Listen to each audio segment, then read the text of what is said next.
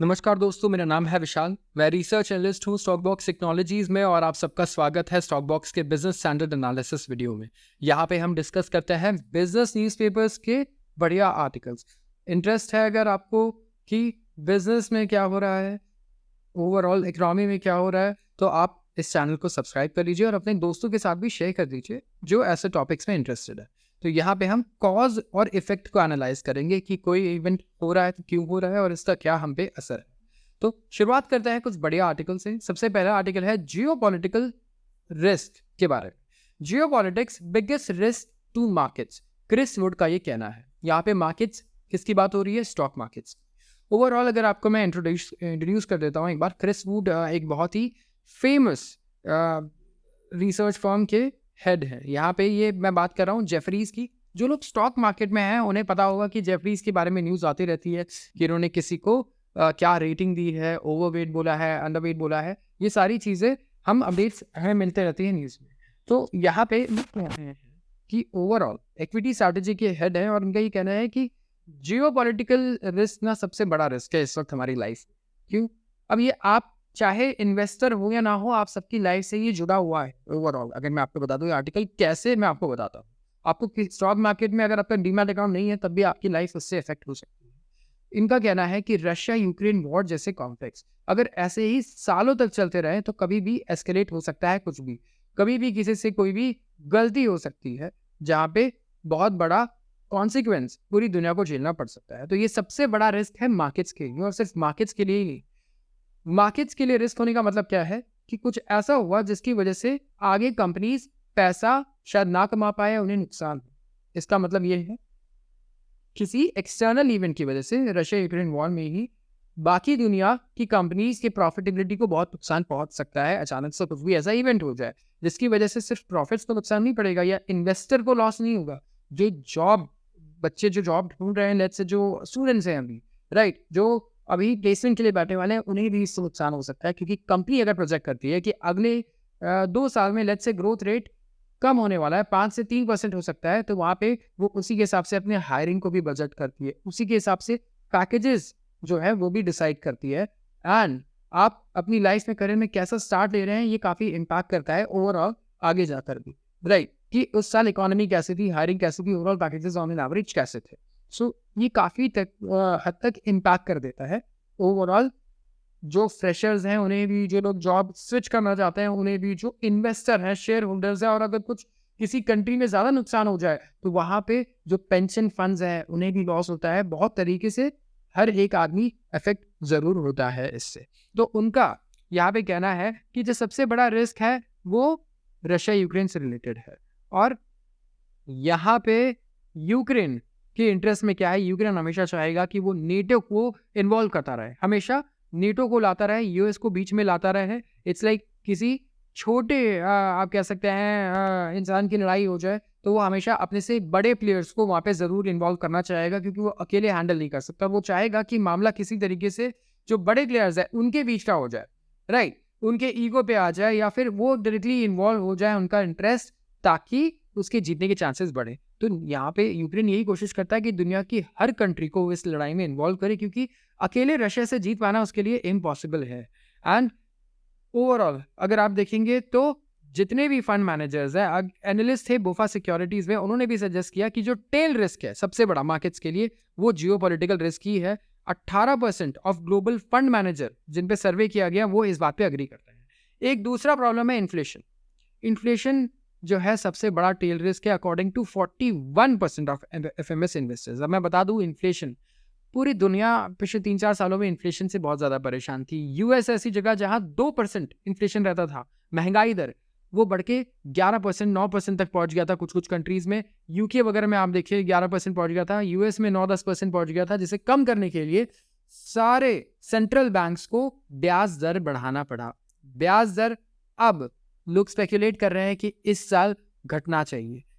US में, Europe में and India में भी लोग एक्सपेक्ट कर रहे हैं। तो ये तब घटेगा जब महंगाई दर कम आएगी, और महंगाई दर हर बार कुछ ना कुछ स्पाइक आ जाते हैं और बढ़ जाती है। क्यों? क्योंकि इजराइल और गाजा का कॉन्फ्लिक्ट हो जाता है, रशिया यूक्रेन का कॉन्फ्लिक्ट हो जाता है, जिसकी वजह से क्रूड ऑयल ये स्पाइक करता है। और क्रूड ऑयल एक ऐसी चीज़ है जिससे दुनिया की हर चीज़ कहीं ना कहीं रिलेटेड है। ओवरऑल महंगाई दर काफ़ी बढ़ जाता है अगर क्रूड ऑयल के दाम बढ़ जाए, एंड ओवरऑल कुछ ना कुछ ऐसे इवेंट्स हो रहे हैं जिससे कि क्रूड ऑयल की सप्लाई कम हो जा रही है। जैसे रशिया पे सैंक्शंस लग जाना, रशिया पे सैंक्शंस लगने के बाद वो क्रूड ऑयल नहीं बेच पा रहा कई सारे कंट्रीज को, जिसकी वजह से प्रॉब्लम ये हो रही है कि आप अगर एक बड़े कंट्री को, सप्लायर को कट ऑफ कर दे, राइट, तो ओवरऑल डिमांड तो क्रूड ऑयल की उतनी रहेगी, सप्लाई कट ऑफ कर दिया तो प्राइस बढ़ जाएगा।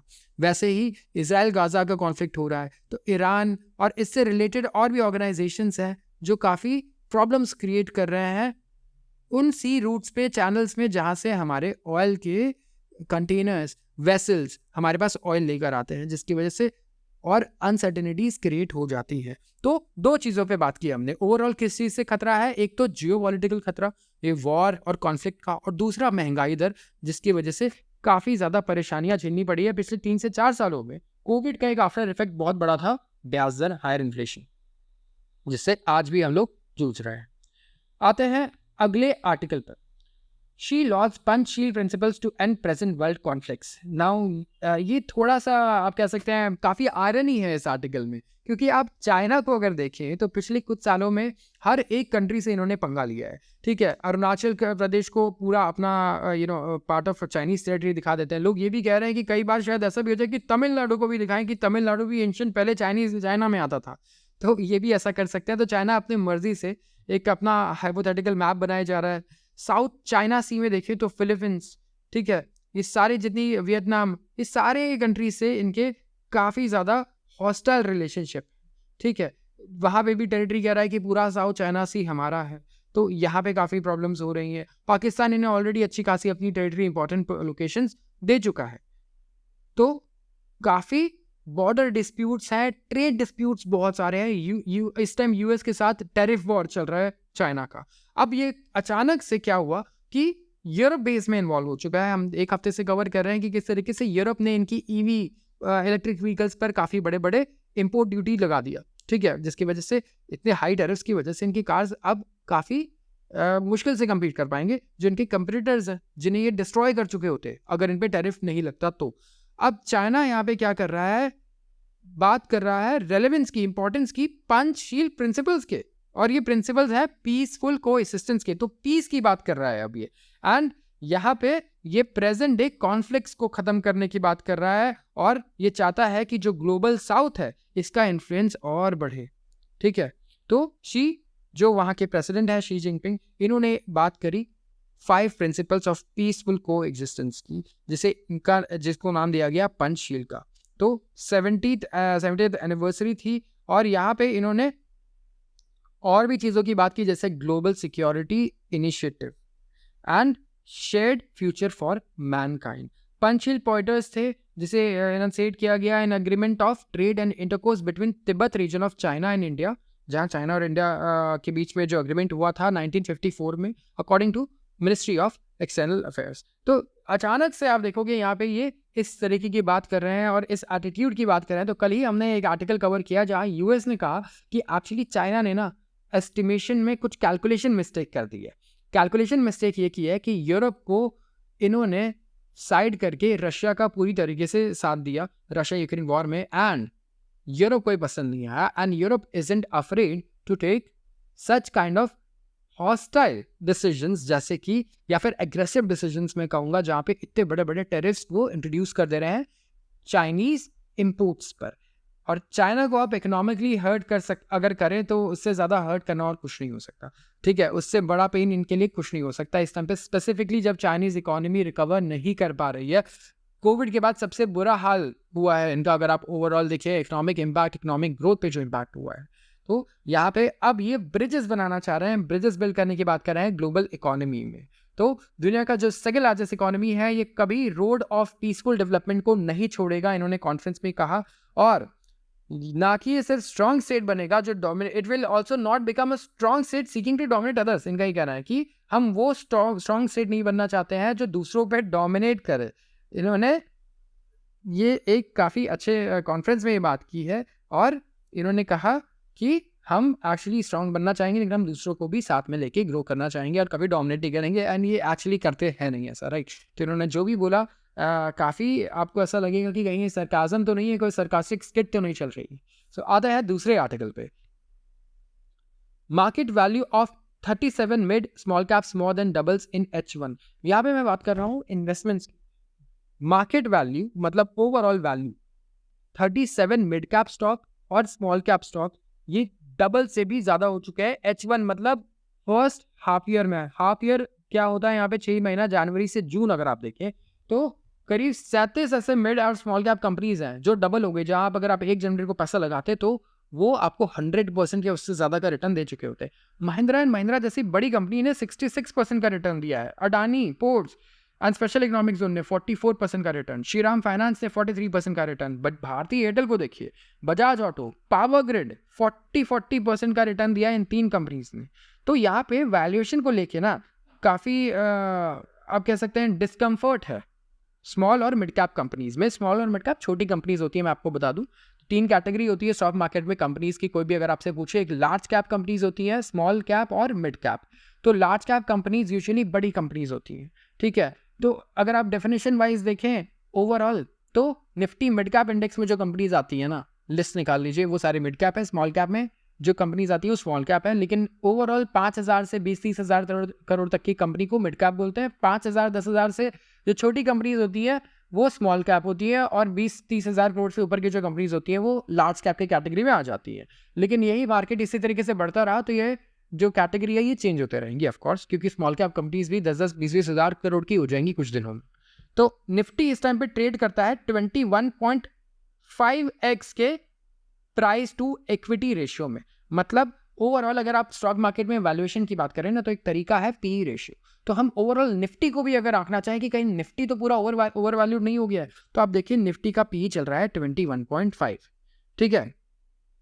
और अगर 26 के ईपीएस की बात करें प्रॉफिट्स की तो 19 पे चल रहा है, जो कि बहुत ज्यादा नहीं है। तो कुछ पॉकेट्स हैं ऐसे SMC small cap mid cap segment के जो ओवर वैल्यूड है, लेकिन यहाँ पे जो रैली देखी गई है कई लोगों को लग रहा है कि आगे और ऐसी ही रैली चलती रहेंगी। हेल्दी जीडीपी ग्रोथ है, नए इन्वेस्टर्स आ रहे हैं, बहुत बड़ा बड़ा इन्फ्लो देखने को मिल रहा है डोमेस्टिक म्यूचुअल फंड में। जीएसटी और डायरेक्ट टैक्स कलेक्शंस भी काफी बढ़िया चल रहे हैं, यहाँ पे रिकॉर्ड ग्रोथ हो रही है इनमें भी। तो लोगों को लग रहा है, ऑफ कोर्स लोग एक्सपेक्ट कर रहे हैं कि कंपनीज भी रिकॉर्ड पैसा कमाएंगी।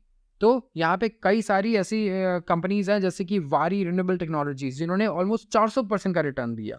अगर आप कोचिन शिपयार्ड को देखें तो यही पिछले 1 साल में अच्छा खासा रिटर्न, मल्टी बैगर रिटर्न दे चुका है। 303 गुना, 4 गुना, 5 गुना हो गई है डिफेंस की कंपनीज ओवरऑल। रिलायंस इंडस्ट्रीज ने भी बहुत अच्छा रिटर्न दिया है। अगर आप जियो फाइनेंस को इंक्लूड कर ले तो काफी अच्छा रिटर्न रहा है। लोग आगे भी एक्सपेक्ट कर रहे हैं कि अगर अर्निंग्स अच्छी आई तो हमारा पी रेशियो इंडेक्स का बहुत ज्यादा नहीं बढ़ने वाला, हम पी अच्छा मेंटेन करके चलेंगे और बिना ओवर वैल्यूएशन के, ओवरऑल ओवर वैल्यूएशन अचीव किए बिना हम लोग ग्रो करते रहेंगे।